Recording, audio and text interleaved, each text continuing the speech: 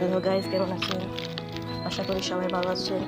তো আজকে আমার মন চাচ্ছে একটু জলপাই খাওয়ার জন্য, তো আর কি করার, তো উঠে গেলাম ছাদের উপরে, কারণ ছাদের উপর থেকে আমাদের জলপাই গাছটা অনেক সহজেই ধরা যায়।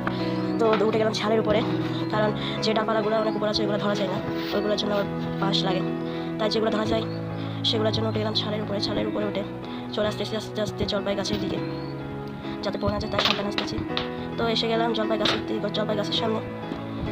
জলপাই গাছের সামনে সামনে দেখতে পাচ্ছেন কতগুলো জলপাই, মাশাআল্লাহ।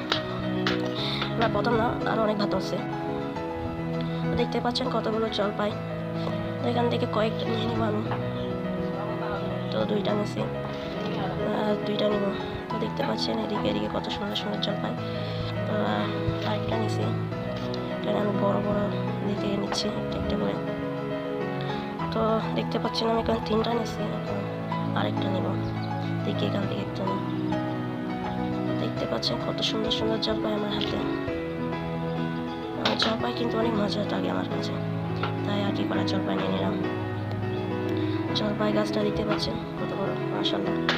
দেখুন এই জলপাইগুলো আমি খাবো। তো চলে যাচ্ছি এখন ছাদের উপর থেকে নেমে যাবো, জলপাই নেওয়া শেষ আমার। তো এখন এগুলা মরিচ দিয়ে মেখে খাবো। তো মরিচ চিনি আর লবণ দিয়ে মেখে যেখানে চিনি নিয়ে নিয়েছি, তো কিছু মরিচ দিছি, তো এক কিছু লবণ দিব। এখন সব মিশিয়ে নেব।